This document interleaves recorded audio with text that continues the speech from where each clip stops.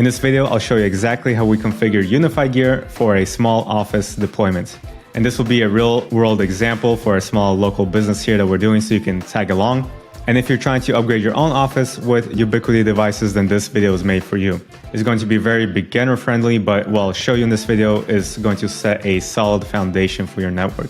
So if you come to a point that your business grows or you just want to get into more complex networking, you don't have to rebuild your entire network. You can just build upon what I'll show you in this video. First, I'll show you the network architecture, the system design, what kind of components we're going to install. Then we'll do a pre-deployment configuration and I'll show you that as an MSP. I'll also show you which steps, are maybe optional for you if you're trying to do this for yourself. And we'll cover things like VLANs, Wi-Fi, all that stuff, setting up this UniFi system from scratch. Then post-installation, we'll do more configuration of things like your port profiles for your switches and, maybe static IP addresses if you want to set those and a bunch more things. So just look for the chapters in this video. If you already know a topic, just skip ahead and find whatever you need. My name is Bogdan Shperny, founder of Apex One IT. And if you're a small business and you need help such as this that I'm going to show you in the video, setting up a network, configuring it, deploying it, installing it in your local, you can also reach out using the links in the video description. And all my content is always free to you. All I ask is that you subscribe and smash the like button. All right, let's take a look at our network design here. So first of all, you should know that what we're doing in this office is actually an upgrade. So this is their current network rack cabinet, kind of the equipment they have. And what we'll be doing here is actually something like this, okay? All right, there's a couple main components in your network. First, we have the router. That's this one right here. Is the model number UDM-SE, which is just UniFi Dream Machine Special Edition. You can also use the UDM Pro, is a good option here. Okay, so this is our router that you might be familiar with, except it doesn't have Wi-Fi, but it has everything else. Okay, so for Wi-Fi, you need something like this, which is their Wi-Fi access points, wireless access points from UniFi. So this is the U6 Plus here. And of course, you usually have a modem. Sometimes from your ISP, you can get your own modem, right? So that's where your internet actually comes in and that plugs in to your router. Okay, so that's the basics. And the UDM-SE, maybe in particular, is a good solution, a good starting off point that can really scale if you need to. There's more affordable options as well, but let me just show you the SE here. The good thing is that if you have any PoE devices, like maybe desk phones, things like that, this already has PoE built into its ports right here. It has 8 of these PoE ports. It can also do up to 10 gigabit of internet speed coming in, which is quite fast. You most likely don't have that, maybe one. So it's really robust in that sense and kind of what you can say future-proof for most deployments and definitely for small offices. And even as they show here, in their example even, you can see just this one unit from them, from UniFi, it can power, these are access points, cameras, these are your VoIP devices, right? If you need to scale, it can easily be scaled and, added with a switch, no problem. That's why we're using the UDM-SE here. It's because it works, it will work today, and it will work most likely like 10 years from now without missing a beat. Okay, so let's jump back, right? So we have the switch, and some very small offices, you can really get away with just this without even an additional switch. But we are adding this Pro Max 16 in this example, just also so you can see what it's like to have a switch. Because most likely, maybe if you have a couple computers, even maybe servers, you'll most likely need a switch to manage that. So there's also a UniFi Smart Power Strip that's helpful if there's an internet outage. It can automatically reboot your devices. And here, we're not covering this installation of this, but this is Synology NAS, network attached storage, which is just a great way to share storage if you're in the same office, also for remote employees as well. Okay, so this here is kind of our network diagram, right? So we have our router, the same that I showed you in the rack, in the cabinet, our switch. And by the end of this video, we'll set up all these networks and all these SSIDs or different Wi-Fi. And I'll show you the reasons why, right? I mean, fundamentally, it's for management. So it's nice to set up different networks just so you can manage things easier and also for security overall. Okay, so we'll go next to actually setting up this UniFi router, the UDM-SE. You'll just want to get it plugged in from your modem, and I'll show you how to do that. So let's get started with that. And I do have a video on a full installation of this kind of network cabinet of all the components inside. So if you need help with that, of actually getting this router and switch rack mounted, then check out the video. It's going to be linked on the screen right now or in the video description.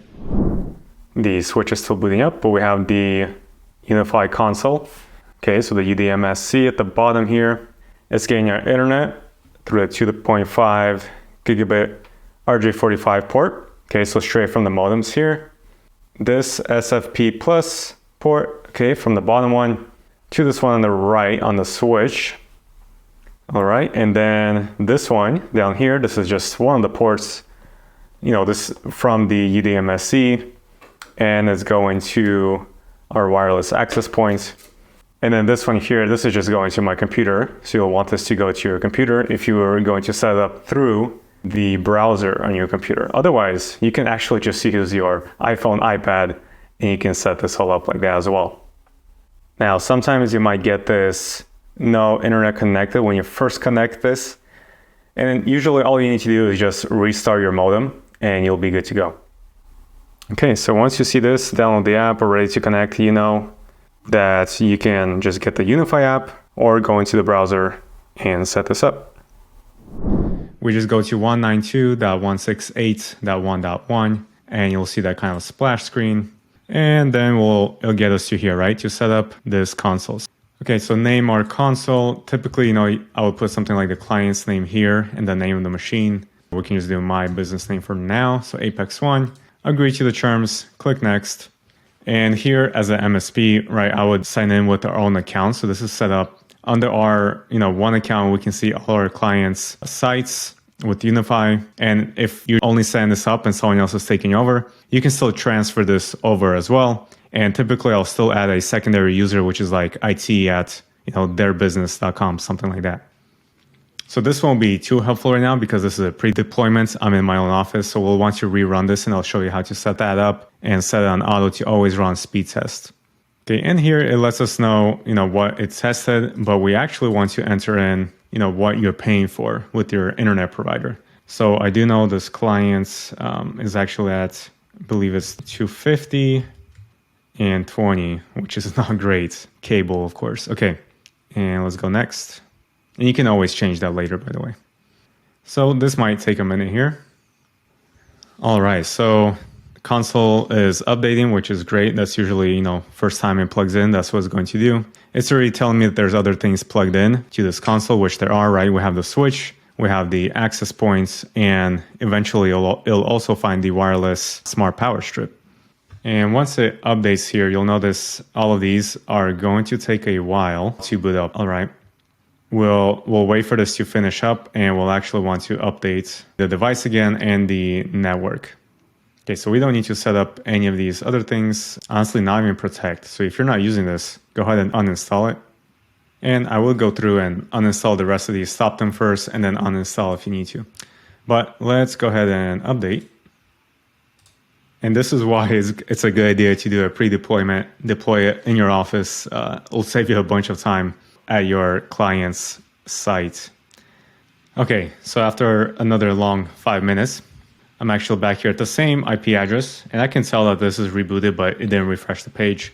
So you can go ahead and type this in again, and this is all fine. Again, do not be afraid of that. Just go show details and something about visit this website anyways.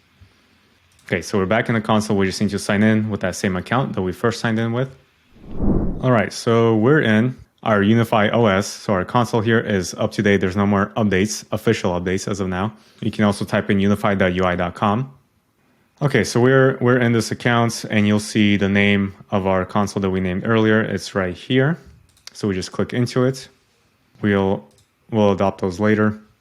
Okay, so now we can go to settings, then go here to the console settings.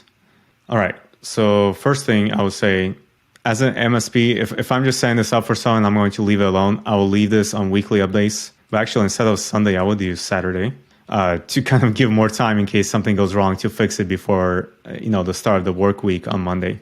So I would put that on Saturday, 12 a.m. is fine, and just apply the changes. Otherwise, I would actually turn all this off if you're an MSP and manage this yourself. And of course, official updates. Now, the other thing we want to do is go ahead and update the network. Okay, so that's updating, and we can apply the changes to this as well, to the OS. Okay, so we see the network is up to date. That's uninstalling, that's fine. Okay, so first thing, let's jump in and adopt, which just means add your other UniFi Devices source. So let's go here to network, then go to UniFi Devices here. Okay, so you should see for status, all the devices except, so the wireless power strip, you won't see that because it needs the wireless access point first adopted. So you should be able to just click to adopt and it'll adopt. Okay, so for this one, for example, so I have the switch and I actually used it in a different UniFi console before. So that's why it doesn't say click to adopt. It actually says click to learn more, which is basically going to tell me to reset the device. Okay, so you might have those kind of devices, so that's all you do is when it's powered on. In fact, let's just do that here. So you just hold it for about like 5 seconds, typically, maybe up to 10. And on devices that have displays, so my switch is actually telling me it's resetting to factory default, which is what you want. Okay, so 2 things happen now, right? So our switch is reset and it's telling me here, I can adopt it or I can just click here. Now it's adopting. And now you see that power strip appeared here as well. That's because the wireless access point is now online, so we can adopt that as well. All right, and that took a couple seconds. And now once the status is everything's up to date, so when it adopts, it also usually just updates the device, the firmware if it needs to. And we see it's all good to go. So just a quick overview here, right? Our first, and you can kind of tell by the IP address here, the one that ends in 1.1. So this is kind of by default, almost every network device gateway router will have 192.168.1.1, right? That's how we knew this is where we go into the browser to access this device. So this is our gateway, our router. And the rest of them also got IP addresses, and we can see here what they're connected to. So this is Comcast cable, that's the internet provider here. And these two are plugged in to our console, right? Our gateway here. That's what this is showing. And this wireless power strip is connected with mesh, basically through Wi-Fi, to our wireless access point. Okay, so the next part here is to set up the network and the VLANs. LAN is just your local area network. Okay, that's the network that we have. So by default, we kind of just have one network, and we can create virtual networks, which is almost like trying to simulate multiple routers that you have plugged in, and for the purposes of isolating devices in certain device groups, and even just for management, right? And as I showed you this earlier, so we have this default network right now, and we're going to create these virtual networks or VLANs, all of these here. First thing to know, right, is that we have right now, there's kind of 3 different IP ranges that you can set up to use with a network. So by default, and almost like I point out, all routers come in this range here, right? So our gateway right now, by default, was 192.168.1.1. And for businesses, organization purposes, I essentially run with this one here. And there's multiple reasons, like even just not to conflict with home users who might be on VPN connecting remotely to your business. It might just be an issue sometimes if your business or organization is running on this range of IP address or your gateway is, and home users are as well. So that's why we're going to change it to 10.0.0.0, I don't know how many zeros I just said, /8. And this is just a subnet. It's going to tell us how many, what kind of range we can fill here. Okay, so I'm not going to go too technical in it, but essentially we want to change kind of the first part here is to change our first default one into this range here, starting with a 10. And the way I name it here are kind of nomenclature. And you can, kind of broke it down into 10 and then .z, .y, .x. Each of these sections are called octets right in here that we can change, at least for this range here. Okay, so for the way I like to set up is the first number is 10. Okay, that's set. Z is kind of the site. So, you have your headquarters, that'll be just site 1. And then if you have another site, or maybe even if you're setting up a remote employee site, you can do that as well if you really need to. Usually you don't unless it's really another office, and that'll be like site 2 and then 3 and so on. So for now, right, first site is site 1. Y is our VLAN or VLAN ID that we're going to use. So for the first one, as you see here, our Y, okay, our third octet here is going to be 1. Okay, and this last number is the unique number that's kind of assigned to each device. That's how it gets an IP address. So you can also set those statically. That's through a service called actually this is wrong, sorry, DHCP. Okay, not too important for the purpose of what we're doing here, but basically it's through DHCP and it assigns those IP addresses. Okay, so first let's go ahead and set up our default and change it from that 192 to that 10.1.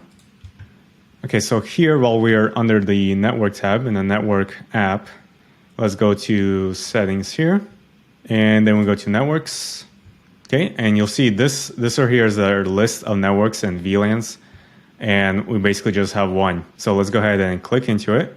First thing to know is that you cannot change the name of this one here, at least in this version. So you just have to remember that the first one we make is called default, and that's really going to be reserved for our system. So our switches, our gateways, wireless access points, and we'll go into what devices go into what group. So first, turn off auto scale network, and like I said, we're going to set this one right. So 10, 1 for our sites, and then 1 for our first kind of set of isolated networks, which will also match our VLAN ID of 1, and our gateway.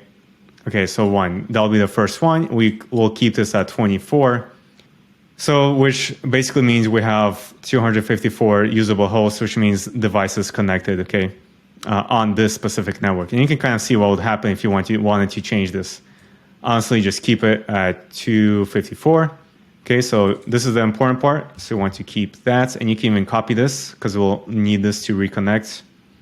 And let's see, so we got that. We want to enable under advanced, we want to go to manual. This is not guest network or anything like that. At this network, we don't want any filtering. We can leave this on here, that's fine. We are going to use the DHCP service or server, sorry. And usually okay, so this is the range. This is meaning the ones that is going to auto assign. So by default for almost every network, I have this start at 100, okay? So that means all the ones before this, so from 1 to 99, these are all going to be statically set, and I'll show you how to do that. So I reserve those so that it never conflicts when I statically set a device. Okay, so 1 through 99 are reserved, and so these are for dynamic IDs, and it'll start at 100 to 254. And you can also see it update here as well. So it shows that our usable IPs with DHCP is going to be 155, right? And it's showing us the range here. And again, we also have 99 more that we can statically assign as well. And if this is a problem and you think it's going to be too little, you can always, decrease this. Maybe you just want it up to, 10 and up are going to be assigned automatically. And now you have 245, but we're going with 100. Okay, and as a reminder, you'll see that our gateway IP, right, for our router has now changed. It was it hasn't changed yet, but this is what it will be.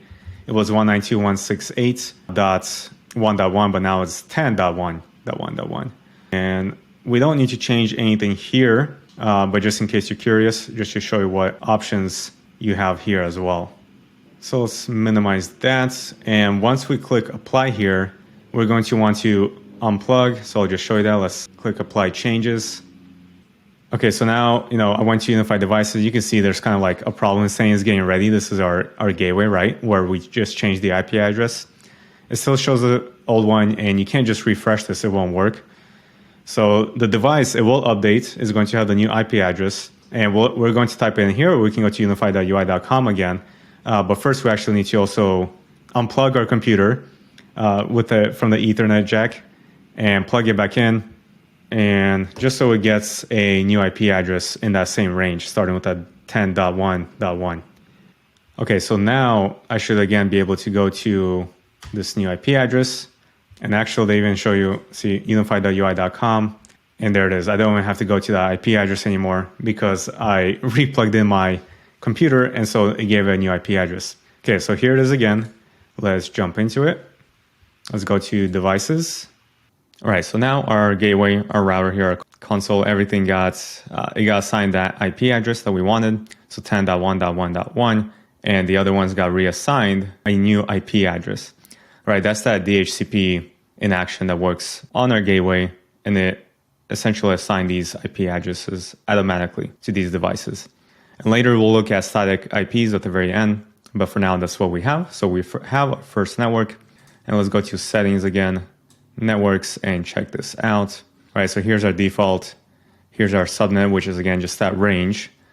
Okay, now here you can see we can create a new virtual network, right? A new VLAN. So let's go ahead and we'll create the next one. Okay, so our network name, this is going to be our main kind of network for everything else, even if we don't set up a guest or anything like that. The computers, let's check this out. All right, so this staff one or main network, you can call it as well.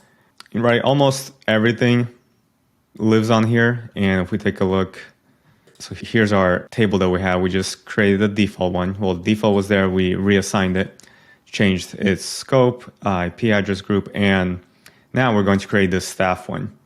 Right, so our VLAN ID here, now this Y, okay, our site is still the same, our Y now, we're just going to go to number 2. Okay, after 1, you can make it 20, whatever else, I'm just going with number 2. Okay, so let's jump to our console here. So network name, right, for a business, we'll call this staff. You want to keep it in IPv4 and uncheck auto scale because we want to put in our own address, right? So first the host, that's again 10.1.2, and that'll be the same as our VLAN ID and .1. Right, so when you're creating a new virtual network, it's again kind of like another network, and the first one, the .1, needs to be our gateway. Even though it's virtual, it's just like the one we have here with the actual console here sitting in front of me. There's also a virtual one that essentially points to the same console. So that's this .1. We want to go to manual. We want to make sure our VLAN ID is 2. Really, you can set it to anything else. It's just good practice to keep it the same as this third octet here that we set. All right, so next, guest isolate. No, we don't want to do this. This is going to create essentially firewall traffic rules. Okay, so we're not going to get into that just yet. Now, if you want content filtering, you could do that here. All right, so this blocks, as you can see, and makes it a little bit safer to use, but even this YouTube in safe mode is just not great, especially if you're setting up for a small, your own business. You really don't want to do this here. You know, there's other ways you can filter content if you want to do that. Again, our DHCP range, so this is for those that are going to be dynamically assigned. We'll do the same thing, right? We'll do everything from 1 to 99 is static, and everything starting at 100 up to 254 will be dynamically assigned. And again, nothing else that we need to enable down here. And just to be clear, this is what I mean. So in my table here, this is my fixed range of IP addresses, which means that the DHCP range will be from 100 and up. And let's click add. And from now, essentially, we're going to repeat this and create new virtual networks. There are a couple unique things for different networks, and I'll point that out. So first, for our security one, right, this is where you put camera, entry access kind of things. That's what we like to do. You could put it in this IoT, Internet of Things, kind of like your smart stuff here on this network, but it's best to put this all under security. And here I have security as VLAN ID 3. So the third one is the same kind of idea. Up to 99 is a fixed range, and this kind of tells you what goes in here. So for this specific small business office, they don't have any cameras or anything like that, so I'm going to skip this one. And servers, again, this is just an example. I put it as VLAN ID 4. So if you have a server, domain controller, that kind of thing running in the office, it's best to isolate it. You know, if you don't, you could put it on the main one. It's not the end of the world. And I put NAS as a question mark. So this is also devices like network attached storage if you have like a Synology that's directly plugged into your network. So for a really small office, I just like to keep it on this main staff one that we just created, right? Printers and everything like that. All your main computers, smartphones will all just go on that main staff network we made. Okay, so one thing we do have in this office, we do have voice over IP phones, VoIP phones, right? So actual physical desk phones. You might have a VoIP system and you don't have any desk phones, so then you really don't need to set up another network for this. But if you have actual physical phones on your desk, then we'll want to set up this voice network. So I'll go ahead and do that, and this is my VLAN ID 5. So again, new virtual network, call it voice or VoIP. So again, uncheck auto scale. We go back, and this I said was 5, and again, .1. Okay, and again, manual. So our VLAN ID is not 3, it is 5. Nothing here needs to be enabled yet. Everything same I mean, ideally here, honestly, everything will be a fixed IP address on the VoIP network or the voice network, but I still like to set kind of the same range. So everything above 100, there's no way there's going to be 100 phones here. So everything above 100 will be dynamically assigned from our DHCP server. So let's click add. Okay, and there we have it. So we have our voice network. And the last two we'll create is our IoT, right? So again, our smart hubs, TVs, maybe monitors that you're sharing things, stuff like that. If you have any temperature sensors, plugs, whatever, anything like that will go in our IoT. You definitely want to isolate those. And the last one we'll make is also guest. So back in our console, right, we're still under network, under settings and networks, new virtual network. And this is IoT. So same thing, uncheck that. Again, manual. So our VLAN ID here, I'm going with this 8. Again, matching our third octet here. Okay, so for this IoT one, this is where, you know, if you're going to have problems connecting with your devices or they're going to be connecting back, you could try to enable this. Okay, it won't kill you. So it's a good one to try out if you're going to have issues with connection. Otherwise, just leave this off and we'll avoid any kind of additional latency. Okay, so again, our DHCP server, our range, same thing here. Our dynamic ones is going to start at 100, right? So here's our VoIP one. Our fixed ones are up to 99, and everything else is dynamic. We have our range set. Let's click add. Right now, finally, our last one, our guest network. Okay, so for some of you, honestly, you don't even need it. Like if you have a really small office and you're not concerned, you know, you don't actually really have public, like people from the outside really coming in, maybe occasional, you know, guests or presenters or something. Honestly, you can give them that staff network. It'll just be much easier. Okay, they can maybe connect to another screen, no problem, things like that. But, you know, as you go larger, and if you really do have guests coming in, you have a lobby, something like that, then you for sure want to set up a guest network. So back to your network settings, let's create our last one, new virtual network, and we'll just call it guest. And just to be clear, this is not the name of your Wi-Fi or anything, right? You're just naming the networks. It's all only really visible within this UniFi console. So again, uncheck auto scale. So let's go 10.1.9.1. That same range. So we're going here to manual just to set the VLAN ID to match again our third octet to keep things consistent. So in this case, yes, this is a guest network. And as you see here, it says that it will isolate this guest network and you can create more than one guest network and it'll keep communication there.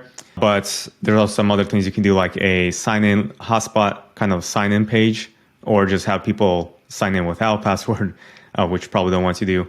Or just like your regular network, you know, they find a guest network and they put the password in. So I'll show you that here at the end. So, but let's go ahead and enable this first. Okay, so isolate network, we don't need to do that again. That's already basically done with the guest network.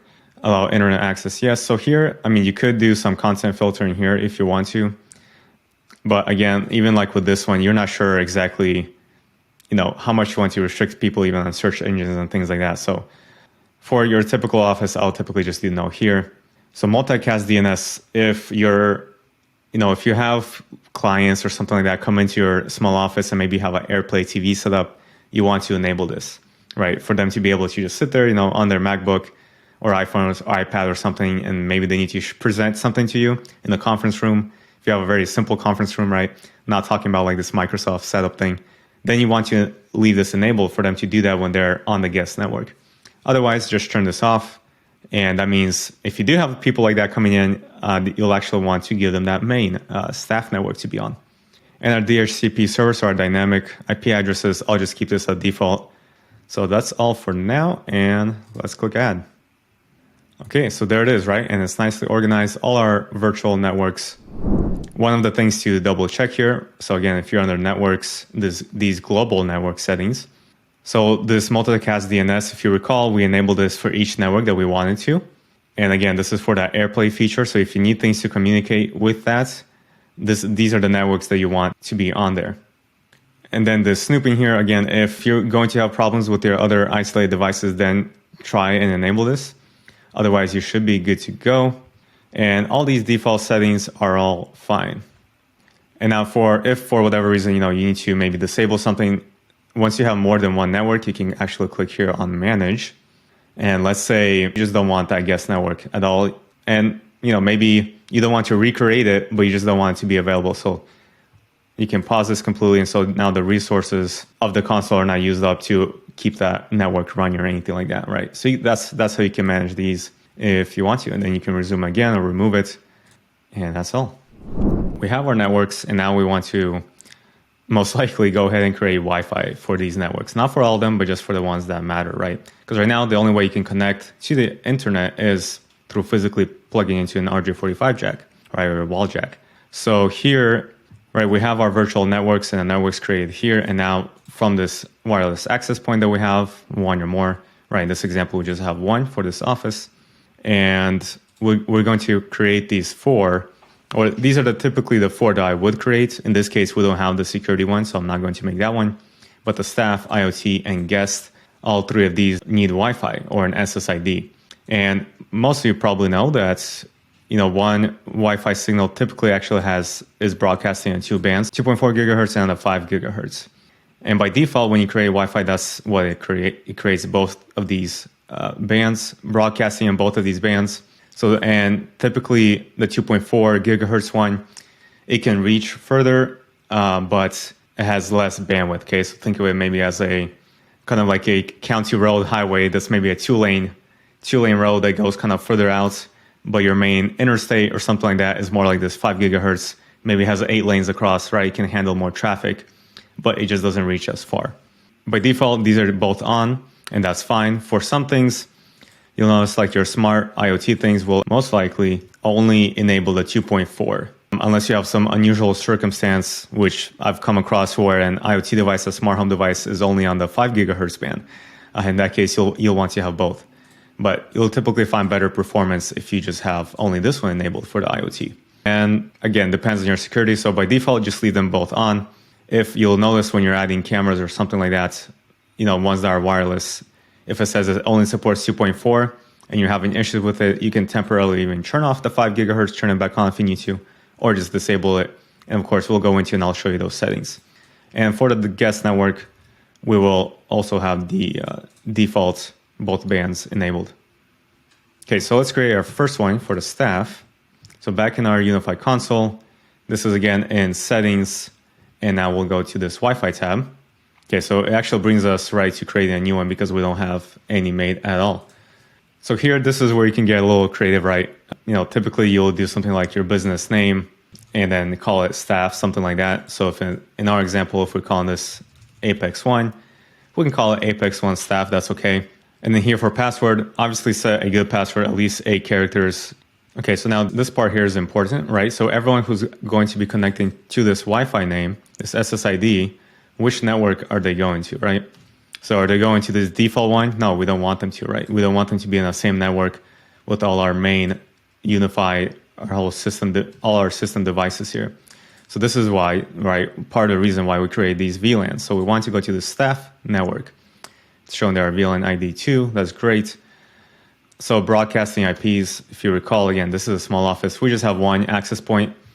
But you can go in here, you can define specific ones, right? This is the U6 Plus that we have. If you have more, you can create groups with them, things like that. So usually by default, you're just broadcasting to all of them. And these default settings in advance are all fine typically. But this is, okay, so if you click manual, this is where, for example, the Wi-Fi band, you can disable 5 gigahertz if you need to. But for this one, we're keeping all this on, no hotspot portal. Okay, so the rest of these defaults are fine. So security protocol, again, leave this, WPA2 is totally fine. If anything, you could go to 3 if you need to, but you'll be okay here.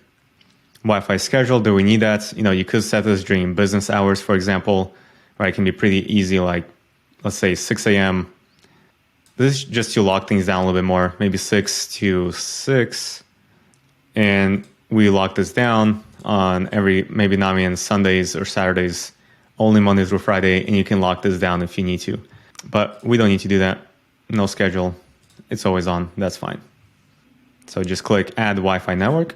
All right, there we go. There's our summary of our Wi-Fi name here. If we forgot the password, you would go in here and you could, see the password if you forgot what you created.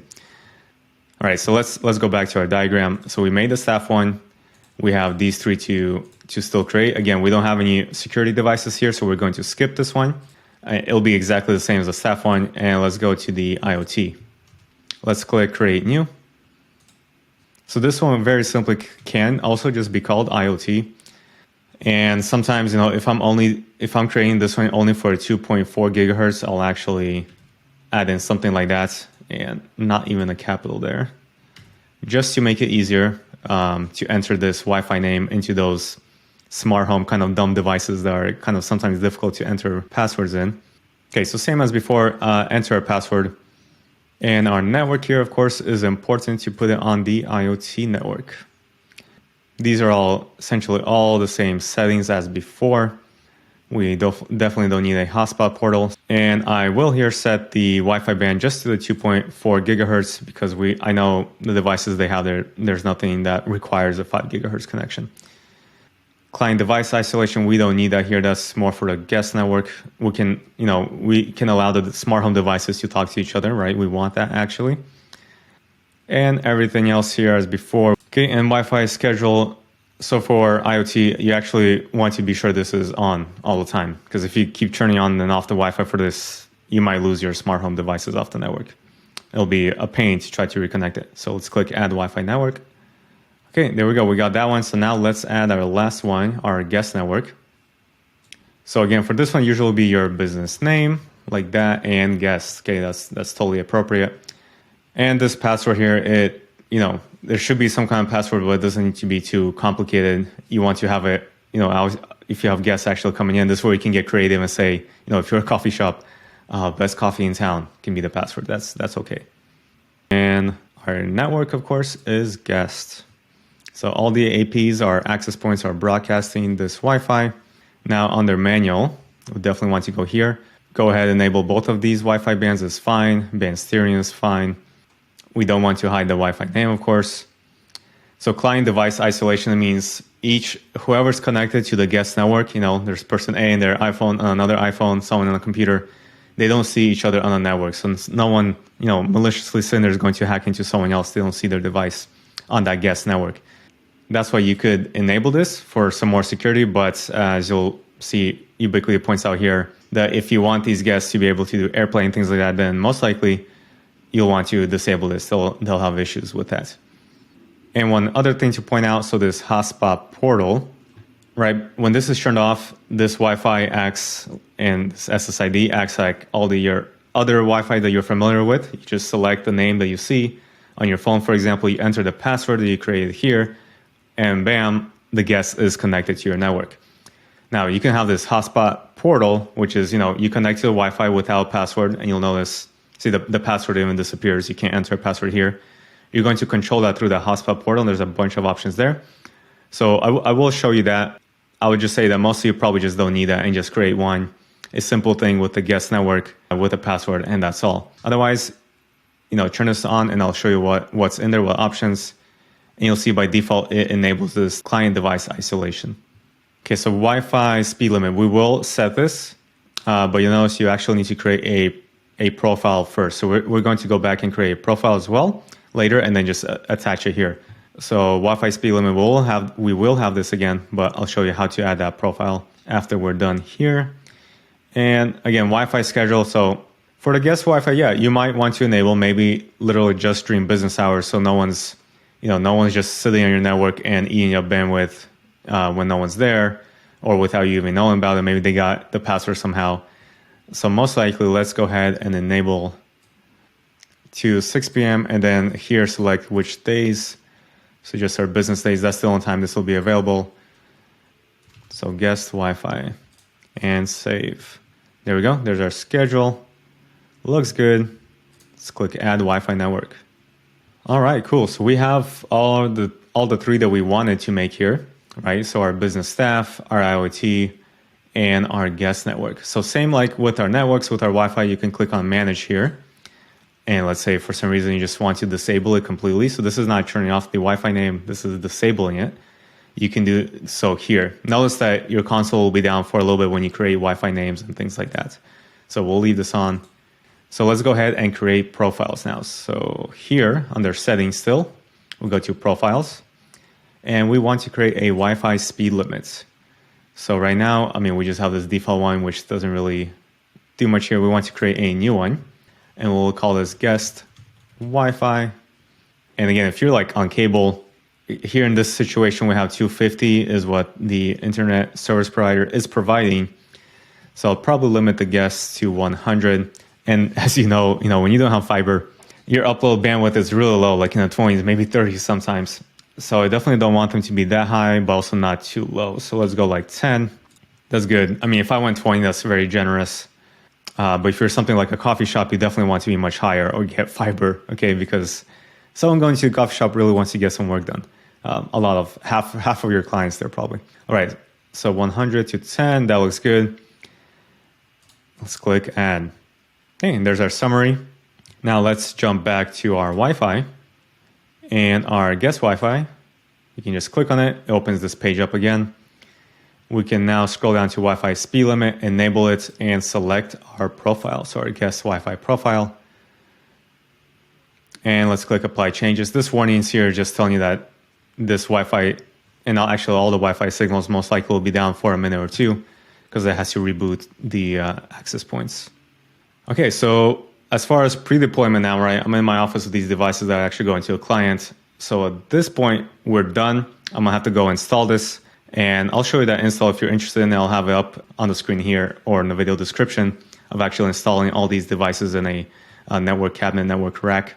But otherwise, I'll go install this so that way we'll set static IP address here for our client devices, the ones that need to configure ports right here. We'll do that as well for your voice over IP devices, for your cameras, things like that. So we'll do that.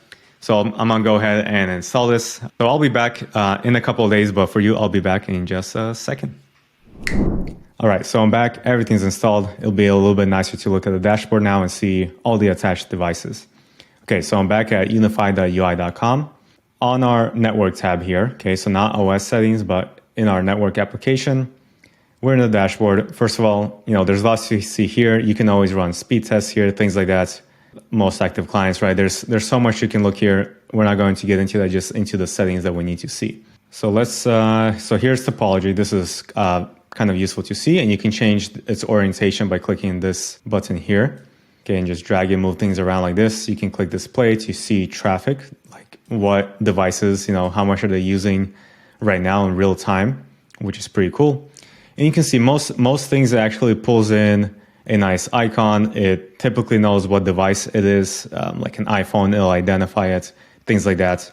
But for example, maybe something that's more, like this printer here, it didn't find this printer. So what you can do, see, it says revert icon. Well, whoops, it had this icon here initially, which made no sense. So I would change this icon. And let's say I knew my printer, which now I forgot which this printer was. Anyways, I'll have to go back here. Oh, there we go, this guy. Right, and you can go here in settings, for example, and set some info that you need. All right, so that's a way to get to devices and also to the UniFi devices here, such as the UDMSE, the access point here. They're just named the switch also. And so here, what sometimes some people like to do is set actual static IP addresses for their main system devices. So like the router, switches, access points, things like that. Honestly, I would not do that. I don't think there's a great need for that, especially the way UniFi has things set up. Because remember, we already have a VLAN just dedicated to all our system devices. So actually, we can click here to UniFi devices. And these are all our UniFi devices. And you can see the IP addresses here, right? This is kind of our core, our system devices. And all these addresses are in the same subnet here of 10.1.1. Right, so I already know they all belong here. There's nothing else that's going to have this IP address. So to me, I don't set a static IP. And just to be clear, sometimes it gets confusing. Static IP, there's static IP addresses which are set on the machine itself. So you can go in here, right, and you go to settings, and so IP configuration. Right now, see, it says DHCP, meaning that server is adding the IP address, is the one that's assigning it, or you can go static and set this yourself. Importantly, though, this is not what's typically also known as fixed IP address. Okay, sometimes you might hear static IP address and you're actually wanting to set a fixed DHCP address. Okay, so this is not it. You can do that for these UniFi devices and for some other devices like printers. I'll show you. We do want to set fixed IP addresses. So we can do that under client devices also in Topology the same way. Here for the actual UniFi devices, because of the way that Ubiquiti separates them, you can't actually set fixed IP addresses here, although there's kind of a workaround. So if we go to client devices, I set already most of these IP addresses statically. Let's go ahead. So you can kind of tell, right? Well, there's two printers at this location, and you can tell, so this is on that VLAN 2 ID, which is our main network. And you can tell these are sequential, right? It's because they were set as fixed addresses. So let's say maybe this cell booster, I want to set a fixed IP address. You just click on the device, go to settings, and right here under IP settings, click or checkmark fixed IP address. What's important here is that you want to make sure you only change this last portion of it, right? The actual host octet, not the ones before, okay? Because that will be a problem. So this is on our IoT network. So if I want to, I can set this as 10 or whatever way you want to, and just click apply changes, or undo that, uncheck that, and then apply changes. So when you set an IP address, sometimes it won't propagate right away, that fixed IP address to the device. You'll just want to unplug the RJ45 or restart the device. And then next time, or within 24 hours, is going to have that fixed IP address that you set. So I won't set that here. But again, this is for things like printers, most likely you'll want to set a fixed IP address. Especially if you have a NAS, again, you'll probably want a fixed IP address. One important thing, remember, I forgot to mention, for the things like printers or your Synology NAS, you're setting IP addresses, remember that they need to be in that fixed IP range. Like, for example, the printer is on the main network, the staff VLAN. So the reason why I have the IP address as I do assigned here, so we have, let's see, right there, 10.1.2.11. You see, it's in this range, and I even have a preset range that I have designated for printers. So I know that anything in this range will be a printer. But the main thing is to keep it inside this fixed range, not outside in that DHCP dynamic range. All right, next, let's jump into ports. So here, we most likely want to assign port profiles, and not necessarily port profiles, but you do at least want to change which network is on those ports. So for example, here, this is like your, this lines out all the ports, and right here shows you which device you're looking at.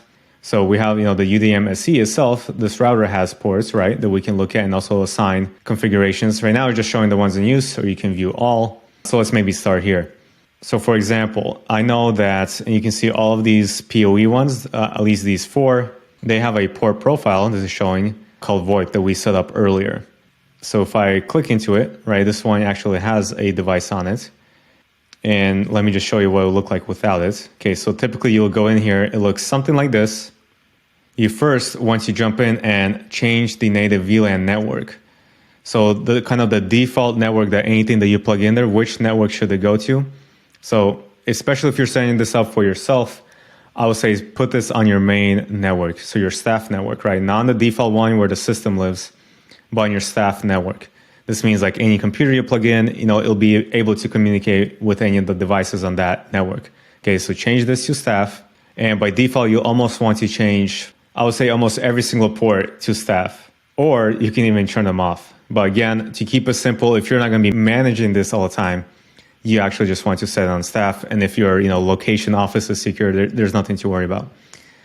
Because this device, there's nothing else on the back of this phone, we can actually just set this straight to our voice VLAN. Okay, we're never going to plug in computers here. This is just the phone isolated. Okay, and we can click apply changes. And now we're always going to make sure that phone is on the correct network. Okay, and while we're here, just some things to know, right? You have a secondary WAN here, so secondary connection you can do if you need that, a fallback.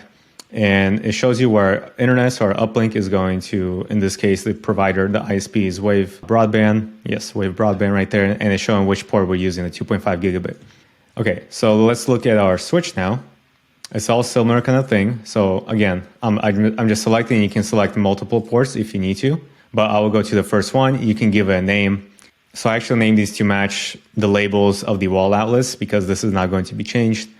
And if it does, it's just easier for the staff on site to understand what's going on by having it labeled like that.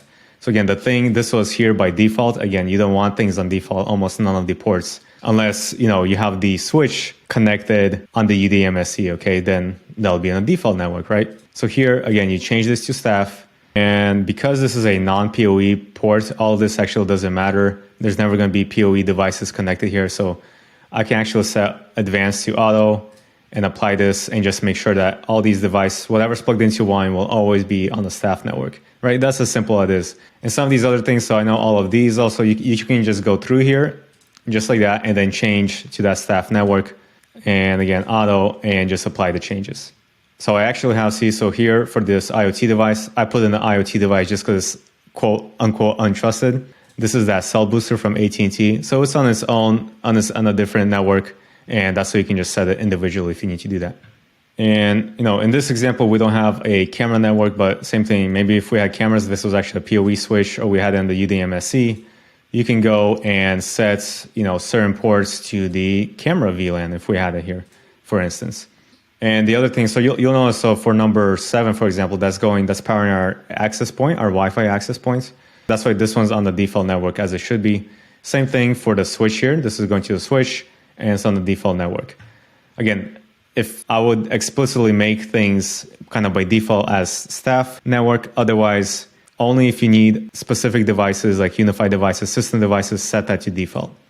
And one other thing to know, so if we go back to switch, I actually ended up setting the NAS on the server network. So it has 2 LAN ports. And one thing you should know that you can do here, so for example, you first select one of the ports on the NAS, and you can do something, so in advanced, instead of switching, you can do aggregating, and that will take you have to do it in ports of 2. So now 15 and 16, you can do port aggregation, if you know what that means. But that's how you enable it. It's kind of tricky. You actually just select one of the ports, not both of them. And then that's how you set that up if you need to do that. And then a quick way to view what you actually have assigned where, you can go here in this VLAN viewer. So this is, again, for the switch in particular, it's going to tell you. So for example, you see this native, so port 4, like I did, I set that as for the IoT VLAN, and that's what's highlighted here. Now we can also, maybe the last thing here I'll show you, if we go back to ports, for example, like our access point, it's a PoE device, or the phone here, you can actually power cycle PoE devices straight from here as well. Okay, so then we have radios, which are just the different Wi-Fi that we talked about, 2.4, 5 gigahertz networks that we all set up already. So statistics, some useful things here, right? You can see traffic information, geolocation, like where's the traffic happening. Okay, we'll get back into this when we talk about security as well. You can change the time frame, 1 hour, 1 day, 1 week. All right, so Hotspot Manager. If you recall, this would only be applicable if you've actually set up a guest network. And if you recall, you designate it as a guest network. So if we go to landing page, this is where you can configure, you can customize this all. I won't go through that, and right now the landing page is turned off for any networks that are designated as guest networks. But if we click enable, we can enable it, and here's where we can change settings, logo, just the actual graphic interface you can change. And this is where, you would probably have authentication here, rather than actual login to that network SSID. You can even take payments and a lot more that you can do here.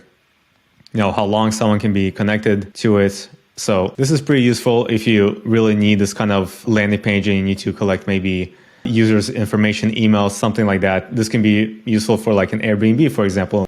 So I'll cancel this for now. All right, let's go back to settings where we kind of first designed everything. Okay, so let's jump into security. First thing, country restrictions. If you actually need to block any countries, you don't want traffic going there for whatever reason, this is where you can do that. So again, you can do that where we went to statistics and you can select it there, which actually is kind of a little nicer visually. Or you can do that here and you can search for countries and just block them off if you need to for a little bit added security. Ad blocking, I would not recommend running that here. I would rather just do an ad blocking kind of browser extension, but you can do that here as well. So suspicious activity, this is one of the benefits of using UniFi devices.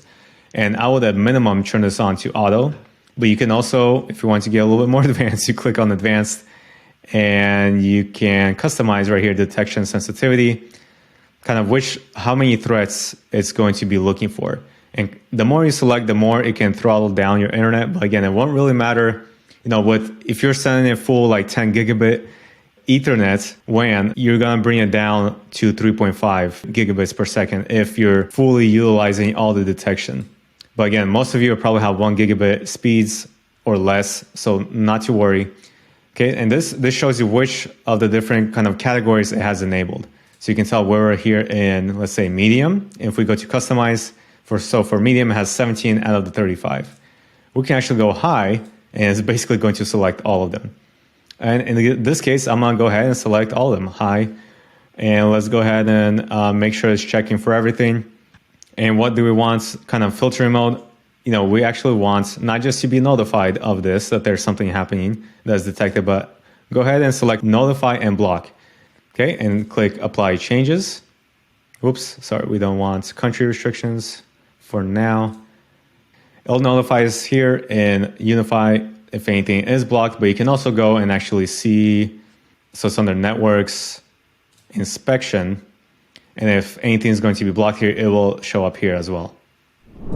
Okay, so now back in settings, security, some other things you can do here. So port forwarding, I won't get into that. Traffic and firewall rules. This can get, just like it says, simple or very advanced.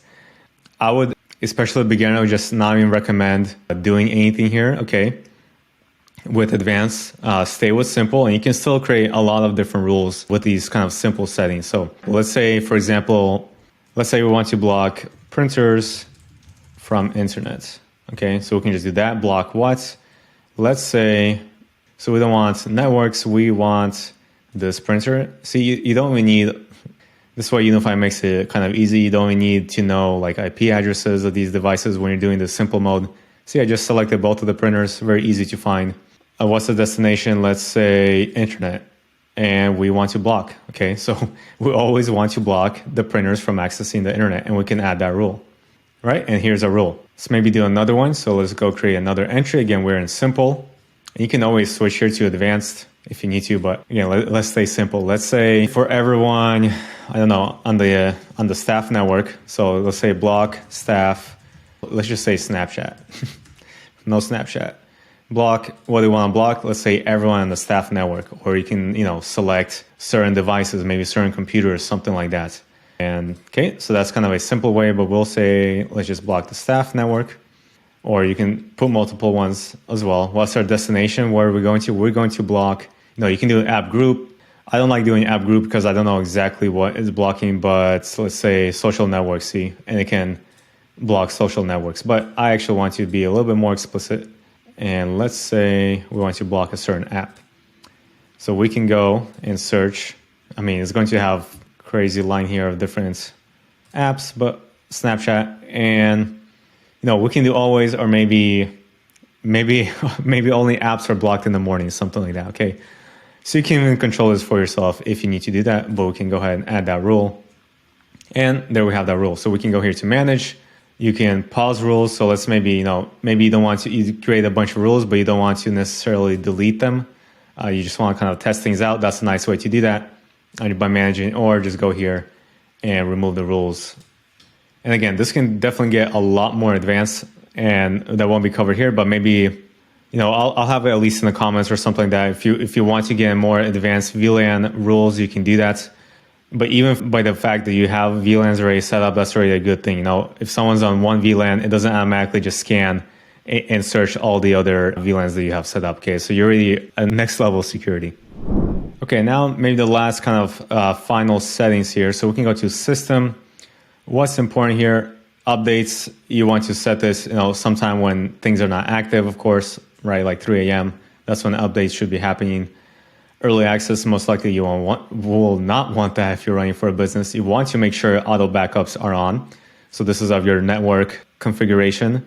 That's always happening, because if something fails, you need to replace the device. This will be super easy to do if you have a backup. And it's associated with your account, so that's great. In advance, we don't need to change anything here. I would actually make sure Wi-Fi man support is on. It's an app that you can use to kind of map out your Wi-Fi, see a signal strength, so that's actually pretty useful. The final thing we want to check is actually here in our console, or our actual OS settings. So first, in applications, like you saw before, we uninstall things. Again, if you're going to maybe, your UDMSC, for example, can support cameras. So this is where you would install Protect. That's what needs to be running in order for the cameras to work. Maybe you want to use UniFi's desk phones. That's where you install Talk, things like that. And let's go to admin and users. So you can see here that I've already added a user, a secondary user, and that's the actual client. So they have access to this directly too.